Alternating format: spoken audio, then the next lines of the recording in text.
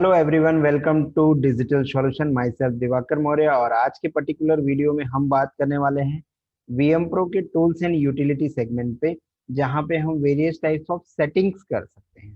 तो let's see, आइए हम देखते हैं वीएम प्रो का टूल्स एंड यूटिलिटी ऑप्शन।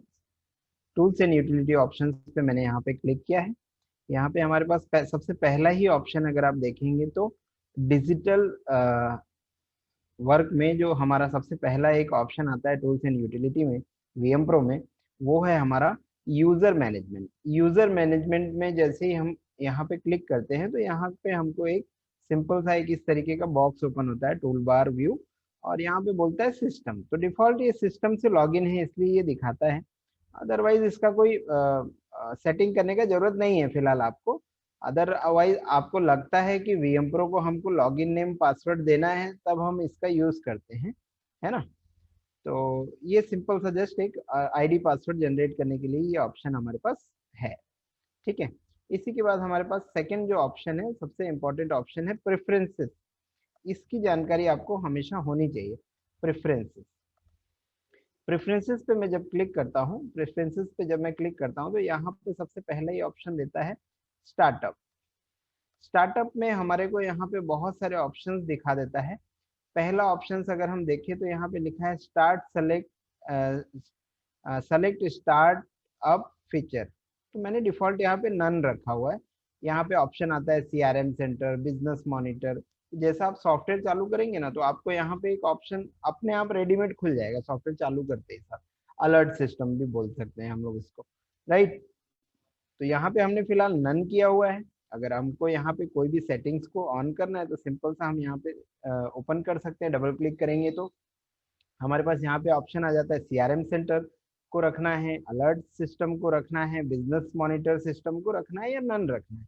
तो मैंने फिलहाल नन रखा है। अगर आपको लगता है तो आप सीआरएम सेंटर को यहाँ पे स्टार्टअप में रख सकते हैं, अलर्ट सिस्टम को आप स्टार्टअप में रख सकते हैं, बिजनेस मॉनिटर को आप स्टार्टअप में रख सकते हैं। ठीक है।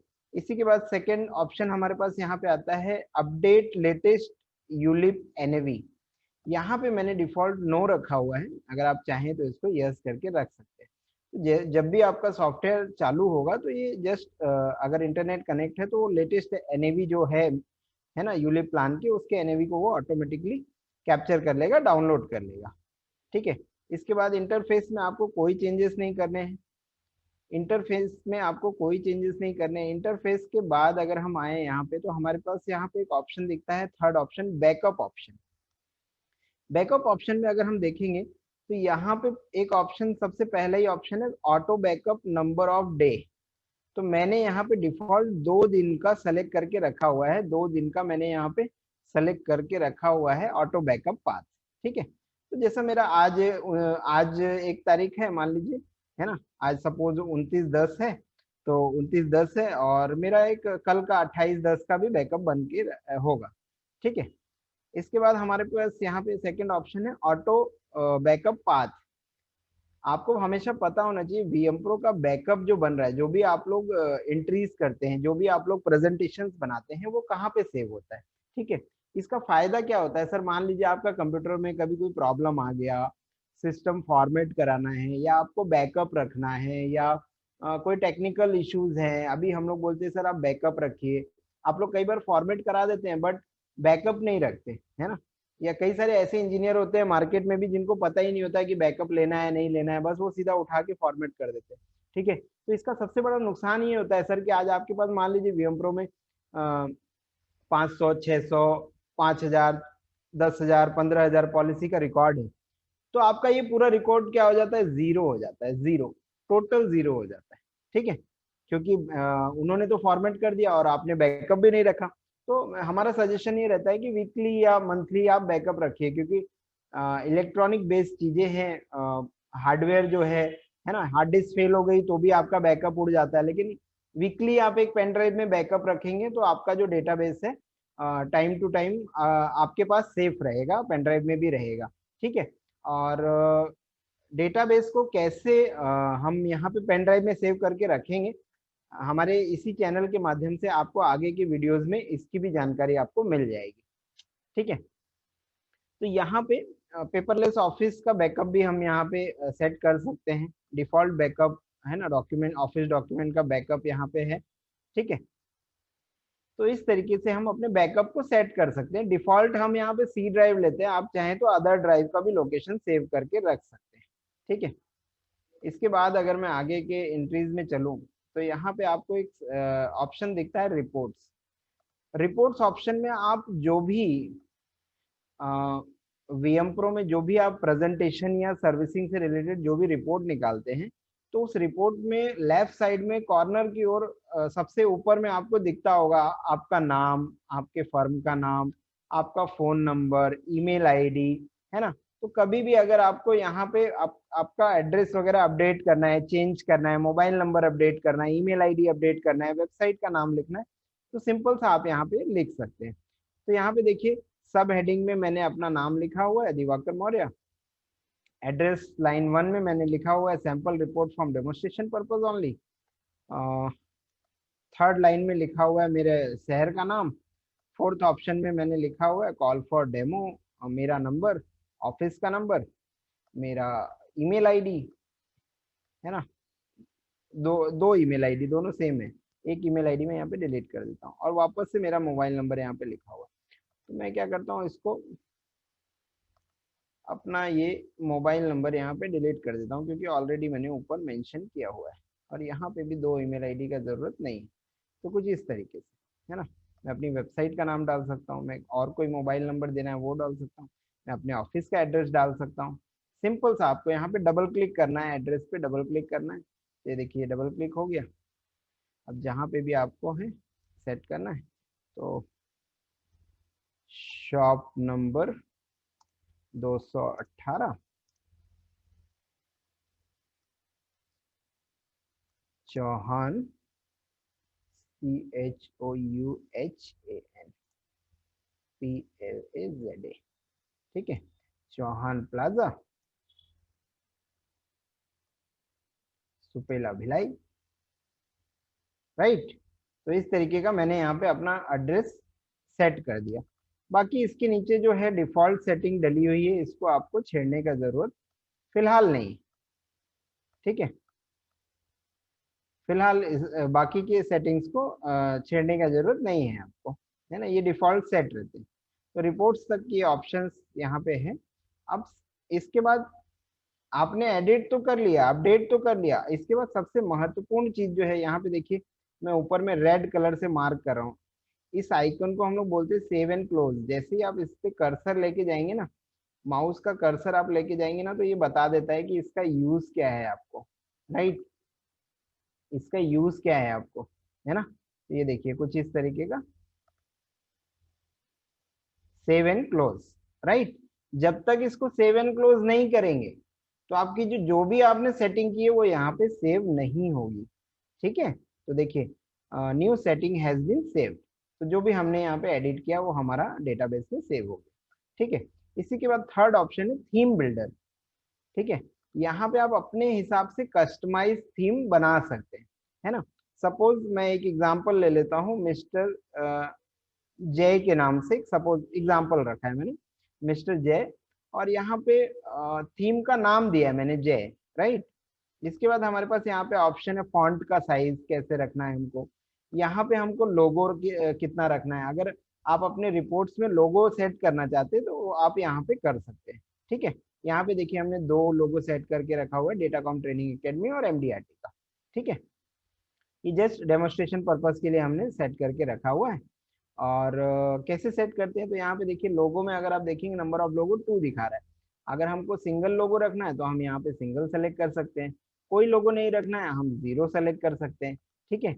इसके अलावा यहाँ पे बहुत सारे फॉन्ट्स के ऑप्शन दिखते हैं, देखिए, है ना।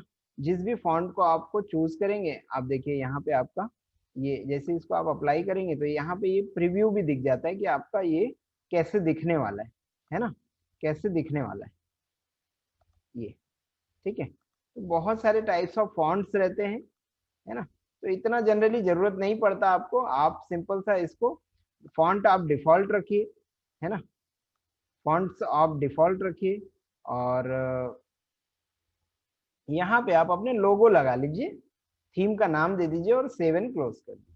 ठीक है, जैसे ही आप सेव एंड क्लोज करेंगे तो वो पूछता है कि ये do you want to apply logo setting to all other themes. जैसे ही आप यस करेंगे तो ऑल थीम्स में आपका लोगो जो है वो परमानेंट फिक्स हो जाएगा। फिलहाल मैं इसको अभी नो कर रहा हूँ। ठीक है, तो इस तरीके से आप अपने रिपोर्ट्स में अपने फर्म का लोगो, अपना फोटो लगा सकते हैं। ठीक, इसके बाद इंपोर्ट फ्रॉम लैपटॉप, इसका जरूरत नहीं पड़ता। इंपोर्ट ब्रांच, ये जब हम शुरू में मास्टर डाटा की एंट्री कर रहे थे तो हमको ब्रांच इंपोर्ट करने के लिए यहाँ पे जरूरत पड़ता है, अदरवाइज इसका जरूरत फिलहाल हमको नहीं। Health checkup policy, health checkup में यहाँ पे हमारे पास बहुत सारे ऑप्शंस आ जाते हैं, है ना। पॉलिसी हेल्थ चेकअप में हम यहाँ पे एक ही रिपोर्ट में बहुत सारे चीजों को यहाँ देख पाते हैं, है ना। Commitment date, premium paying term, premium mode, है ना, payment mode sorry, sum assured, plan कौन सा है, एफयूपी डेट क्या है, टर्म कौन सा लिया था, है ना। अगर कोई डीएबी का राइडर वगैरह लिया है तो ये सारा कुछ यहाँ पे हम एक ही रिपोर्ट पे देख पाते हैं। तो सिंपल सा मैं इसको यहाँ पे प्रोसेस करता हूँ। सॉरी, ये मेरे पास जो है डमी डाटा है तो शायद इस वजह से भी नहीं आ रहा होगा, बट यहाँ से आपको पूरी एक रिपोर्ट मिल जाती है पॉलिसी हेल्थ चेकअप की। ठीक है, रिक्रिएट पॉलिसी, ऑल्ट्रेशन लॉग्स हैं, है ना। तो रिक्रिएट लॉग्स देख सकते हैं आप। देन जनरली इतना थोड़ा टेक्निकल है पॉलिसी हेल्थ चेकअप, इसका आपको फिलहाल ज़्यादा यूज नहीं है, राइट। इसके बाद हम नीचे चलते हैं, बैच अपडेशन। बैच अपडेशन में हमको अपडेट एफयूपी डेट इन पॉलिसी, है ना। तो यहाँ पे एक ऑप्शन है हमारे पास कि यहाँ पे हम, हमारे पास ऑल एजेंसी है। सपोज अगर आपको लगता है कि नवनीत जैन की जो एजेंसी है इसको मेरे को सारी एफयूपी अपडेट करनी है, तो विद इन वन क्लिक आप अपडेट कर सकते हैं। बट प्रीमियम पटा है नहीं पटा ये कैसे ट्रेस करेंगे, तो ज्यादा अच्छा है, इसके लिए हमारा एक अलग से वीडियो है, अलग से प्रोडक्ट है हमारा मैजिक बिल, उसको आप देखिए और अपने एफयूपीज को आप वहां से अपडेट कीजिए। ठीक है, तो ये मिसमैच एफयूपी वगैरह वाले ये सब जितने भी ऑप्शन है ना, ये सब वहां से कंप्लीट हो जाते हैं। हाउस कीपिंग में आते हैं हम। हाउस कीपिंग में ही सबसे पहला ऑप्शन दिखेगा, remove matured and surrender policy. यहाँ पे हमारे पास मेच्योर्ड और सरेंडर पॉलिसी का लिस्ट आ जाता है। Matured policy then surrender policy, है ना। तो मान लीजिए मेरी एजेंसी सन 1995 से है, 2000 से है, 2005 से है ना। तो मैं क्या कर रहा हूँ, सिंपल सा मेच्योर्ड पॉलिसी पे क्लिक करके यहाँ पे प्रोसेस कर रहा हूँ। ठीक है, तो यहाँ पे अगर आप देखेंगे तो लगभग, है ना, लगभग मेरे पास यहाँ पे कितने रिकॉर्ड दिखा रहे हैं, 7581 रिकॉर्ड्स हैं जिनको हमने पॉलिसी मेच्योर करा के दे दिया है। ठीक है, तो यहाँ पे देखिए, यहाँ पे आपको रिकॉर्ड मिल जाता है, पॉलिसी नंबर, नाम, plan term, paying term, commitment date, maturity date, है ना। तो यहाँ से आप सारे जितने भी पॉलिसी मेच्योर हो गए हैं उसको आप सिंपल से यहाँ पे टिक कर सकते हैं। सारे पॉलिसीज पे देखिए टिक लग गया है, और सिंपल सा इसको डिलीट सेलेक्टेड पॉलिसी पे क्लिक कर देंगे, सारे पॉलिसी यहाँ से डिलीट हो जाएंगे, राइट। सारे पॉलिसी डिलीट हो जाएंगे, मेच्योर्ड पॉलिसी। ठीक है, बट मैं सजेस्ट नहीं करता कि हमको मेच्योर्ड पॉलिसी को डिलीट करना चाहिए। क्यों? हो सकता है कि भाई पार्टी की डेथ हो गई हो और 1.5-2 साल बाद, 3 साल बाद घर की साफ सफाई करते समय कई बार निकलता है ना, कोई एलआईसी का रसीद मिल गया, कुछ मिल गया। मैं ये भी मानता हूँ कि पार्टी की मेच्योरिटी मिल चुकी होगी, है ना, लेकिन पार्टी की डेथ हो गई और घर में कोई रसीद पड़ी हुई थी। अब उसके बच्चे हमारे पास आते हैं कि अंकल ये रसीद मिला था, तो इसका कुछ हो सकता है क्या? तो हम तुरंत इसको पॉलिसी नंबर को ट्रेस करके यहाँ पे अपने रिकॉर्ड में भी चेक कर सकते हैं कि नहीं बेटा, आपके पापा की तो पॉलिसी आपके पापा के डेथ के पहले ही इतने साल इस तारीख तक मेच्योर्ड हो गई, राइट। तो इसके लिए बार बार हमको ब्रांच नहीं जाना पड़ेगा पता करने के लिए, तो हमारा टाइम बचेगा सर।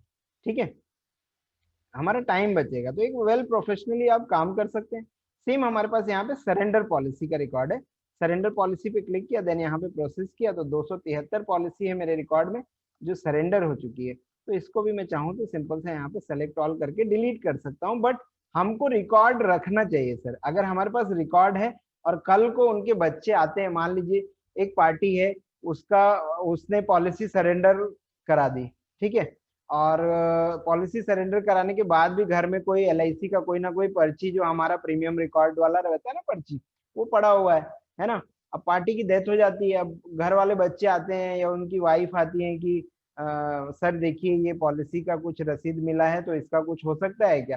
तो अगर आपके पास रिकॉर्ड है VM प्रो में, आप रिकॉर्ड रखे हुए हैं, तो आप तुरंत पार्टी को बता सकते हैं कि भाभी जी या मैम या उनके जो बच्चे हैं, है ना, कि आपके पापा ने तो इसके बाद प्रीमियम पे ही नहीं किया था, तो ये पॉलिसी जो है वो लैप्स हो गई है ना, या सॉरी सरेंडर हो गई है ना, सरेंडर हो गई है। तो सरेंडर हो गई मतलब उन्होंने पॉलिसी बंद करा दी थी, ठीक है। अभी इस पैसे इस पॉलिसी में कुछ नहीं मिलने वाला है, ठीक है। तो ये सब चीजों का फायदा आपको घर बैठे ही मिल जाता है अगर आप अपना डेटाबेस मैनेज करके रखते हैं तो।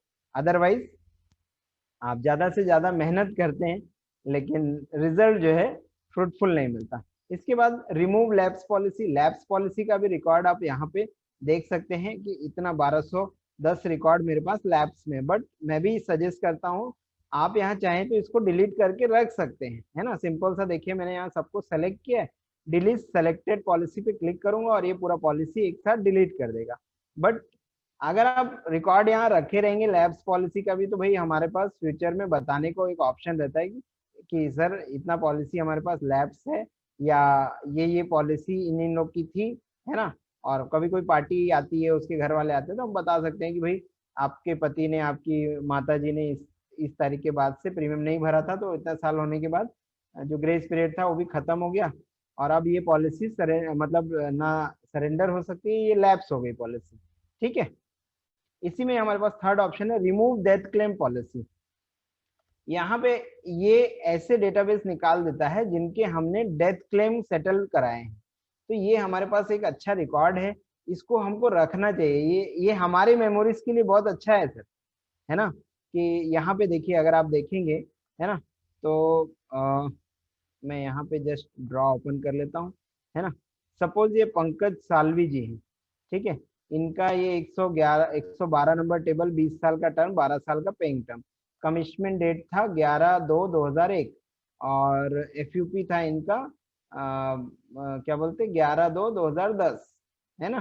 तो इनका हमने डेथ क्लेम सेटल कराया हुआ है, तो ये हमारे पास रिकॉर्ड में यहाँ पे मेंशन होके आ जाता है, ठीक है। तो इसको भी चाहे तो हम डिलीट कर सकते हैं, बट रखे रहेंगे तो अच्छा है ना, हमको किसी को दिखाने में आसानी होता है, ठीक है। QR कोड का जनरली आपको जरूरत नहीं है। QR कोड के बाद हम आते हैं अबाउट ऑप्शन में। अबाउट ऑप्शन में ये सॉफ्टवेयर का अबाउट ऑप्शन है, यहाँ पे ये आपका पूरा सॉफ्टवेयर का लाइसेंसिंग डिटेल दिखा देता है कि आपका सॉफ्टवेयर का कस्टमर ID क्या है, आपका वर्जन कौन सा चल रहा है। वर्जन अगर आप देखना चाहेंगे तो देखिए लेफ्ट साइड में सबसे ऊपर लिखा हुआ है विजुअल मैजिक प्रो सर्विसिंग, यहाँ पे भी मैं रेड कलर से मार्क कर रहा हूँ, यहाँ पे भी आपको दिखा देता है वर्जन 14.3.1। तो ये वर्जन कभी कभी क्या होता है, सॉफ्टवेयर एरर देते हैं या कोई इशू है, तो हम लोग आपसे पूछते हैं कि सर आपका वर्जन कौन सा चल रहा है सॉफ्टवेयर का, तो यहाँ से आप देख के बता सकते हैं, ठीक है। किस नाम से लाइसेंस है वो मिल जाता है, सीरियल कोड, है ना, अनलॉक कोड, अपडेट सब्सक्रिप्शन कब तक वैलिड है, तो 15/4/2021 तक आपका सॉफ्टवेयर जो है वैलिड, राइट। तो यहाँ पे सॉफ्टवेयर का अबाउट ऑप्शन मिल जाता है आपको, ठीक है। इसके बाद एक सबसे इंपॉर्टेंट है ईमेल कॉन्फ़िगर। ईमेल कॉन्फ़िगर के लिए एक हमारा अलग से वीडियो है हमारे इसी यूट्यूब चैनल पे, how to configure VM pro by email, है ना। तो ईमेल को कैसे कॉन्फ़िगर करें VM प्रो में, ठीक है। तो वो वीडियो को आप देखिए, तो ईमेल कैसे कॉन्फ़िगर करते हैं वो आपको यहाँ से समझ में आ जाएगा पूरे आसानी से, ठीक है। तो इस वीडियो में फिलहाल इतना ही। आशा करता हूँ ये वीडियो आपको पसंद आया होगा। Thank you very much.